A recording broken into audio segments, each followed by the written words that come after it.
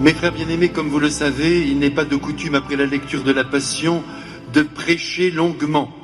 Le Saint-Esprit s'est suffisamment exprimé il y a un instant en nous faisant toucher du doigt et plus encore du cœur la somme d'amour que le Christ a vécu sous le feu de la souffrance.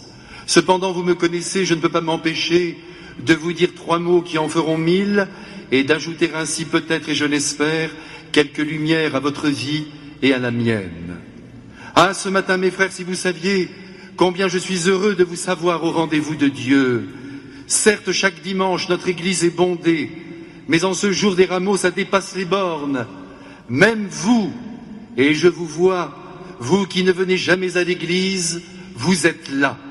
Enfin, Jésus retrouve tous ses enfants autour de son autel et sa joie est immense, j'en suis absolument sûr. Comme il doit être ému avec la très sainte Vierge Marie de vous voir en ce moment participer à la Sainte Messe où il va donner son corps en nourriture à nos pauvres âmes qui ont besoin de force pour affronter toutes les difficultés de la vie. Ceci dit, puisque je vous tiens, je voudrais vous redire l'essentiel, à savoir que Dieu, lui qui nous a créés, nous veut ici-bas heureux. Oui, il rêve de voir nos vies se déployer avec élan, avec entrain, avec enthousiasme et donc avec joie. Vous allez peut-être me répondre, très bien, c'est bien beau d'apprendre que Dieu veut que nous vivions avec élan, avec entrain et avec enthousiasme. Mais vous avez vu le conditionnement difficile dans lequel nous sommes enserrés de toutes parts. Le travail avec ses horaires de plus en plus contraignants. Et encore quand on en a un, c'est déjà merveilleux, sans compter le stress qu'il engendre bien souvent. Vous avez vu les taxes qui pleuvent sur nos têtes et qui viennent blesser notre morale, et les difficultés affectives auxquelles nous sommes confrontés. Ah, alors là, c'est le désastre, instabilité, trahison, abandons en tout genre, changement de conjoint du jour au lendemain. Quant aux enfants, oui, parlons-en des enfants, et peut-être davantage encore de nos adolescents. Ils sont de plus en plus ingérables, mon père, parce que de plus en plus autonomes, ils passent leur journée et même leur nuit à bader leurs écrans, nous répondant à peine et souvent avec insolence, refusant de recevoir ce qu'on leur dit. Vous vous rendez compte, mon père, ce que nous vivons ?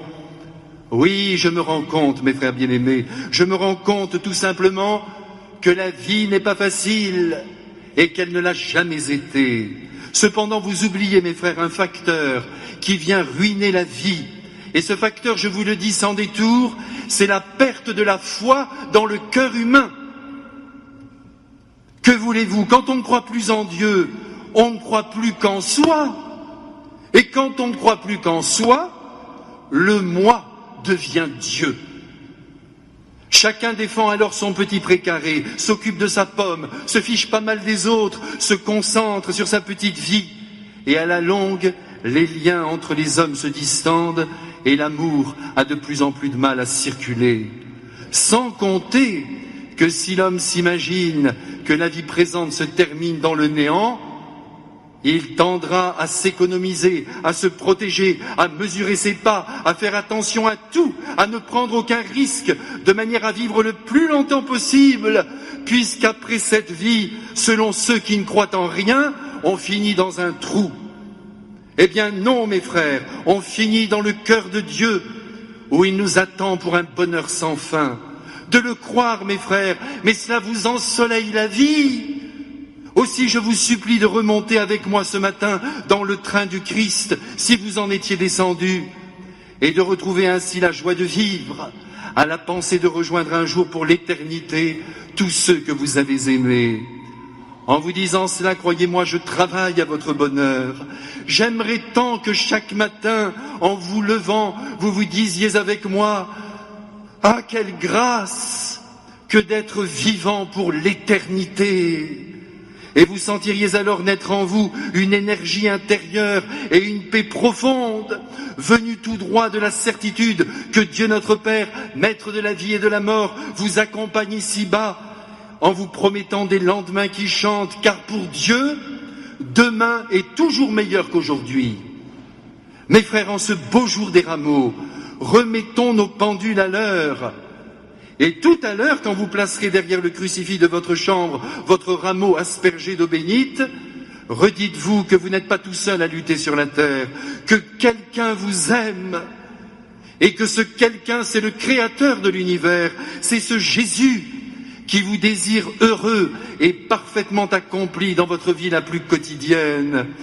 Dieu ne veut pas, écoutez-moi bien ce matin, Dieu ne veut pas que vous viviez une demi-vie, une vie terne, une vie triste, une vie coincée, obscure ou à moitié éteinte, sans ambition et minable, pas du tout. Si demain une personne vient vers vous et vous dit que le christianisme bloque la liberté humaine, assombrit l'existence, fait vivre l'humanité toute la journée, les mains jointes, en l'empêchant de savourer les plaisirs de la vie, répondez à cette personne qu'elle est mal intentionnée, qu'elle ment et qu'elle n'a rien compris à la sagesse du Christ. La vérité, la voici, mes frères, et c'est la deuxième fois ce matin que je la proclame. Dieu notre Père, parce qu'il nous a créés pour le bonheur, veut que nous mettions au service de la vie le meilleur de nous-mêmes, que nos amours nous comblent, que nos amitiés viennent éclairer nos jours, que le travail nous exalte, que la joie soit au rendez-vous de nos visages, que nous nous affranchissions du pessimisme et de toutes les dépressions qui viennent perturber le cours de nos journées. En un mot, Dieu veut que nos vies soient lumineuses et rayonnantes et que nos personnalités prennent leur envol. D'ailleurs, si le Christ est appelé dans la Sainte Écriture le soleil de justice, ce n'est pas pour rien. C'est parce qu'il entend défendre nos existences contre toutes les formes d'obscurité. Et Dieu sait s'il y en a, de l'infériorisation jusqu'à la dévalorisation de nous-mêmes. Donc, pas de vie éteinte, à moitié recluse et repliée sur elle-même. Debout, dit le Christ. Toi, mon enfant, toi qui es baptisé, tu es la lumière du monde, tu m'entends? Comme je suis moi-même la lumière née de la lumière. L'évangile des rameaux, mes frères, ne nous dit pas autre chose. Je vais vous le prouver. Regardez, le Christ se trouve ce matin sur le versant nord-ouest du mont des Oliviers, lieu sublime, cher à son cœur. Et de là, il prépare un grand coup. Que dis-je? Un coup d'éclat tout à fait inattendu. À peine arrivé sur le mont des Oliviers, il demande à 2 de ses apôtres de filer en direction de Bethphagée, ce joli petit village qu'il aperçoit au loin, et d'aller y détacher une ânesse et son ânon, et de les ramener au plus vite. Ici, mes frères, nous tenons la preuve que le Christ est Dieu. Comme nous le constatons, il voit tout à l'intérieur de son âme, de loin comme de près. Il voit tout ce qui se passe sur la terre. Et en ce moment, il voit dans vos cœurs et dans le mien. C'est dire qu'il ne cesse pas de nous regarder à longueur de jour et de nuit. Eh bien, cette vérité, mes frères, bien loin de nous inquiéter, doit nous rassurer et même nous réjouir. En effet, de savoir que notre Seigneur est là près de nous, qu'il veille sur chaque seconde de nos vies avec son amour sans limite, cela devrait nous combler. D'autant plus qu'en portant avec nous nos fardeaux, il les allège. Quand nous serons morts, autant dire quand nous serons vivants, auprès de lui dans cet univers céleste qui nous échappe totalement et que nous appelons le ciel, nous verrons à quel point le Christ et Marie ont pris soin de nous et nous ont délivrés de grands dangers. Aussi, mes frères, n'oubliez jamais de faire résonner cette merveille dans votre intelligence. Dieu voit tout. Dieu nous voit. Et s'il nous voit, ce n'est pas pour nous surveiller, pour nous reprocher quoi que ce soit ou pour nous punir, mais c'est bien plutôt pour nous préserver de tout mal. Soyons donc heureux, mes frères, du regard incessant et très aimant que Dieu pose sur nos vies personnelles, mais aussi sur tout le créé, des arbres jusqu'aux bêtes et jusqu'à la moindre pierre. Aussi de loin ce matin, Jésus voit en son esprit une ânesse attachée au mur d'une maison, et près d'elle un petit ânon sur lequel il a jeté son dévolu, car c'est cet ânon qu'il enfourchera pour entrer dans la ville sainte. Sans doute avez-vous remarqué avec moi, le texte de l'Évangile est formel, que le Christ n'a pas demandé aux apôtres de ramener seulement l'ânon. Notre Seigneur a le sens de la famille. Il n'a pas séparé la mère de l'enfant. Ça, c'est sa délicatesse de cœur. L'ânesse et l'ânon sont donc maintenant devant lui. Et tous les deux n'en croient pas leurs yeux en découvrant de nouveaux maîtres si bien attentionnés. Déjà les apôtres leur ont fait faire ce matin une petite promenade, et sans doute à présent, ils savourent la gentillesse du Christ. C'est donc en compagnie de ces deux ânes que notre Seigneur Jésus-Christ va faire son entrée triomphale dans la ville sainte. Et croyez l'Évangile, il y met tout son élan, tout son entrain et tout son enthousiasme. Car il a l'intention de manifester au grand jour et sous les acclamations qu'il est le Messie, le Fils unique de Dieu, attendu par Israël et promis aux nations. Mais aussi il veut révéler au monde, c'est-à-dire à vous et à moi, que la vie chrétienne n'impose pas à l'homme une vie cachée, sans éclat. Et c'est bien là ce matin que je veux en venir. Avant de monter sur la croix comme un renégat, le Christ veut manifester au grand jour qui il est et recevoir de son peuple les hommages qui lui sont dus. Que cela soit donc bien clair, mes frères, gare à la fausse humilité qui vient d'une mauvaise lecture de l'Évangile. Chacun se doit dans sa vie de donner le meilleur de lui-même. Chacun se doit de développer les talents qu'il a reçus. Chacun se doit de lutter contre toute forme d'inhibition, d'inaction ou de résignation. Personne ne doit, selon Dieu, se contenter de sa petite vie tranquille et fade. Tous, nous devons faire des efforts pour sortir de notre coquille et révéler au grand jour la beauté de notre être créé pour rayonner. Si vous aimez le Christ, mes frères, vous devez donc, pour lui faire plaisir, habiter la terre non pas en rampant, mais en souriant à la vie, en rêvant de construire quelque chose de beau et de grand.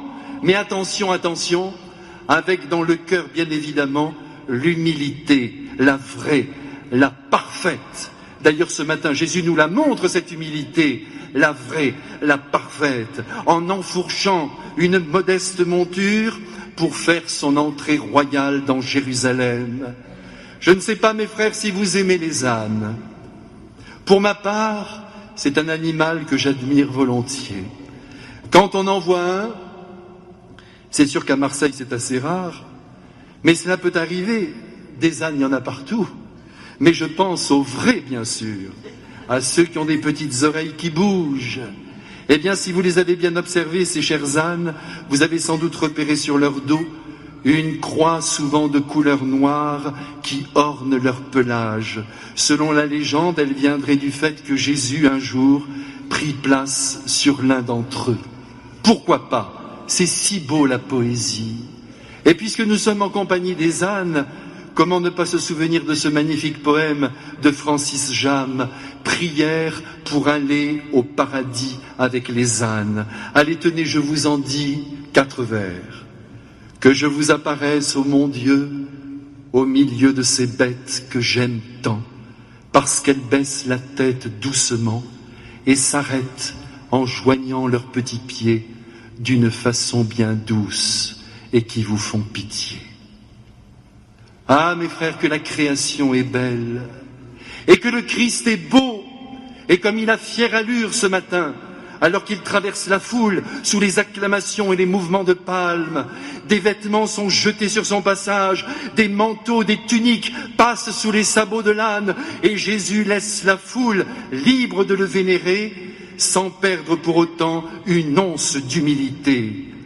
À notre tour, mes frères, d'imiter le Christ, et de donner à notre vie toute son ampleur.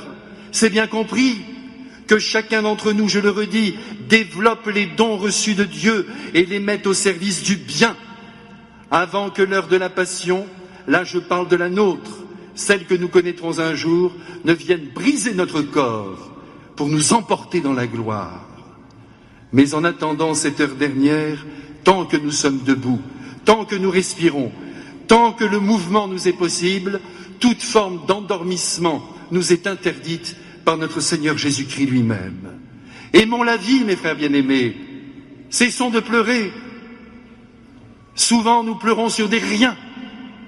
Et servons-la, cette vie, avec élan, avec entrain, avec enthousiasme. Déployons tout ce que nous sommes. Donnons à toutes nos qualités de s'exprimer pleinement. Ne calculons jamais petit. Et nous ferons alors un bien fou à tous ceux qui sont autour de nous, sans jamais perdre de vue, car évidemment le risque demeure, le joli petit annon sur lequel Jésus est monté un jour, gentille bête qui nous oblige à l'humilité. Mes frères, je vous souhaite de passer une belle journée en cette fête qui nous réunit tous.